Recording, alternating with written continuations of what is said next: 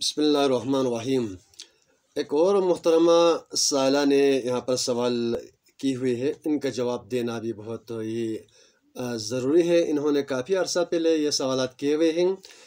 تو سائلہ ہے جی سوریہ بانو خپلوی، ایک متعلمہ ہے۔ انہوں نے سوال یہ کی ہے، کیا بسم اللہ الرحمن الرحیم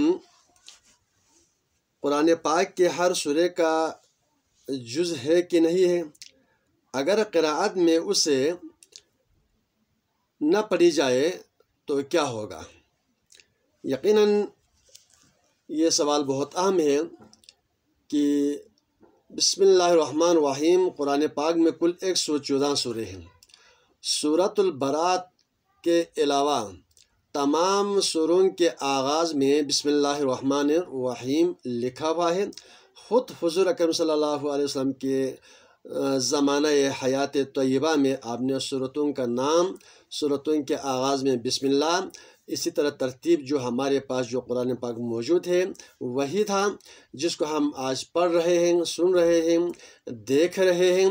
تو یہ بسم اللہ ہر سورے کے شروع میں جو ہے موجود ہے، لہٰذا یہ قرآن پاک میں موجود ہے اور یہ ہر سورے کا جز ہے، مکمل حصہ ہے سورہ برات کے علاوہ۔ اس زمین میں جو ہے قراءت کے حوالے سے بھی جو ہے میر سید محمد نور بخش رحمۃ اللہ علیہ نے جو ہے تعلیمات صوفیہ نور بخش کے مطابق فقہ احوال باب الصلاۃ میں فرماتے ہیں کہ جو شخص بسم اللہ الرحمن الرحیم کو سورۃ الفاتحہ کا اور سورہ برات کے سوا ہر سورے کا حصہ نہ سمجھتا ہو، اگر ایسا شخص بسم اللہ الرحمن الرحیم پڑھتا ہو تو اس کی نماز ناقص ہوگی اور اسے آخرت کا کامل فائدہ نہیں دے گی۔